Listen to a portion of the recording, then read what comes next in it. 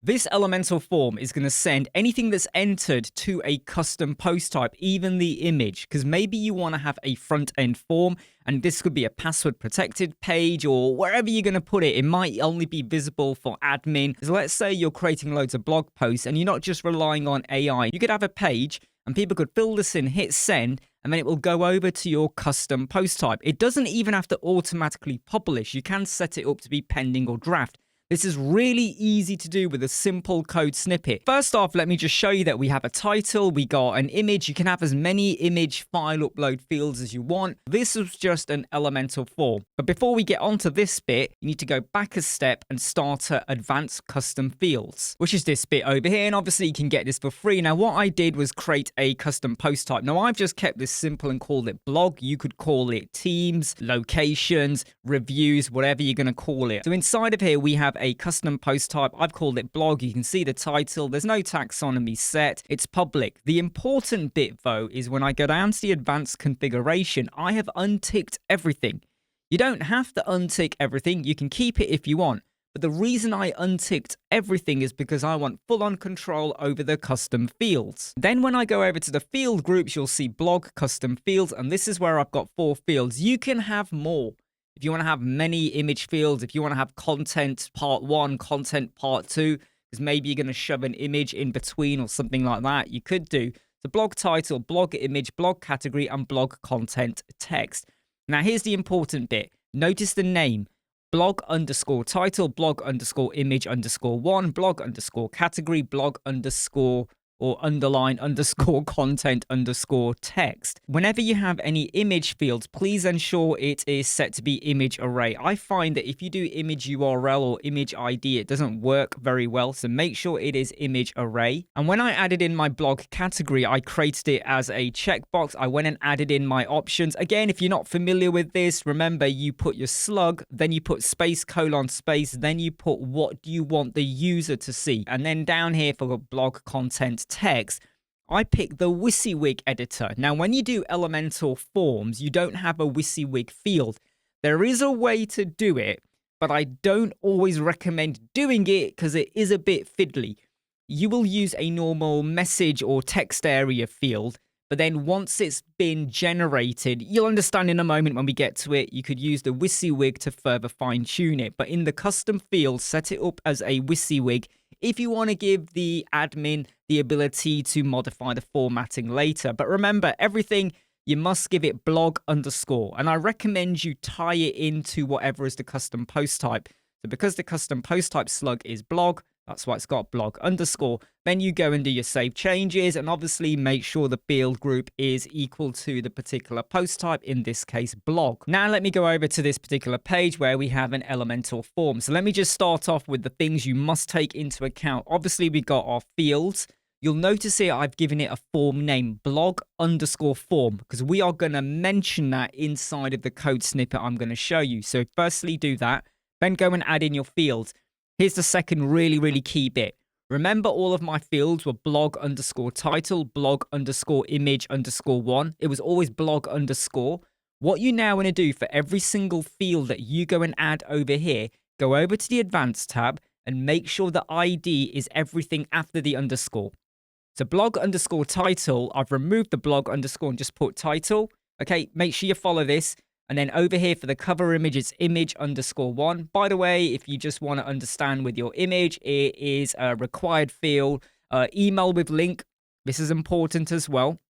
If you go and do something like email with attachment, it doesn't always save it. Make sure it's email with link. And don't worry, it does bring the image over, okay? If you want to set particular file types, PNG, JPEG, JPG, WebP, AVIF, whatever you want to go for. Blog category. In the advanced tab, I've got the word category for the ID. But notice, again, this is different to the custom field where you had the slug, space, colon, space. Then you had the actual label. Here you have the label first, pipe, and then afterwards you have the slug. You can see the example over here. And then the content is just a text area field. I made it be 20 rows. I could have made it be smaller with 10 rows, whatever you want to go for.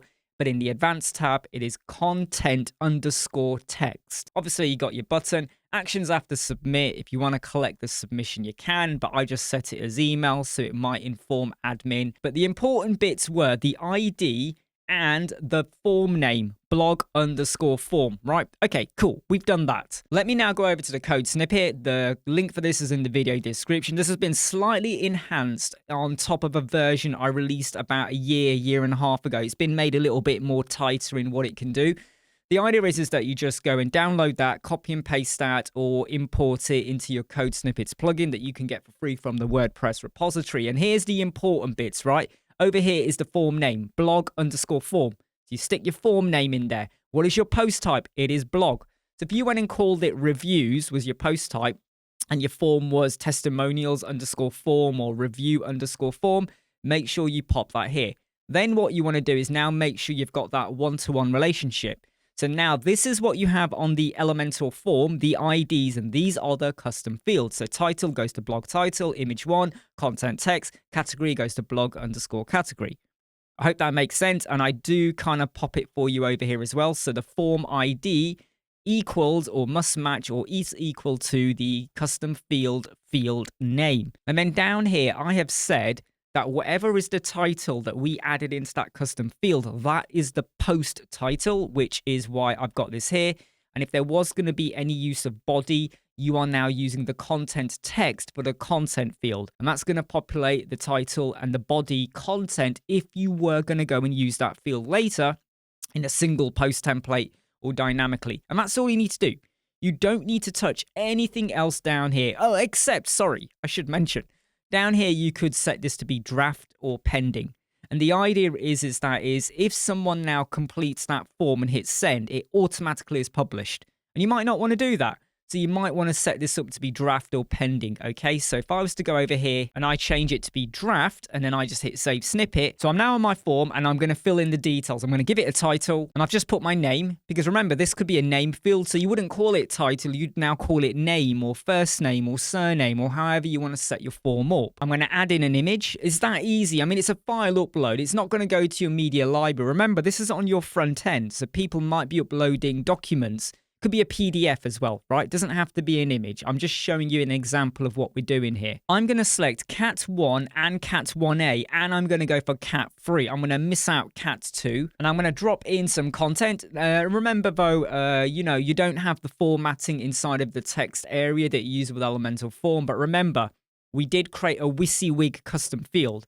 So here we don't have WYSIWYG. Remember that, okay?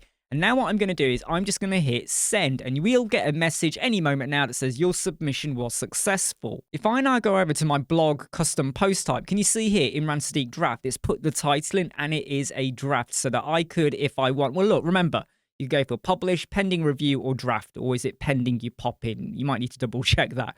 But I would say don't always go for publish unless you're pretty certain and you're happy that whatever people pop in is always going to be something you want to show. Maybe it's a really secretive page, but only very limited people have the password to access that page. You know, you go to a page and you need to enter in a password and then you can see the content, right? If you know it's very secretive, then you might just want to go for auto publish. Anyway, look, let's now go in to edit this. Remember everything I entered. Look, there's my title, there's the image. And if I go over to my media library, that image is now present inside of my media library. So this is why you want to sometimes be careful over who you let use this because they might start uploading lots of gunk. If I scroll down, we can see my blog category. So you could now use this custom field with a taxonomy filter or my filter builder as well. So if you were going to have a page now where, you wanted filtering, you could now use this.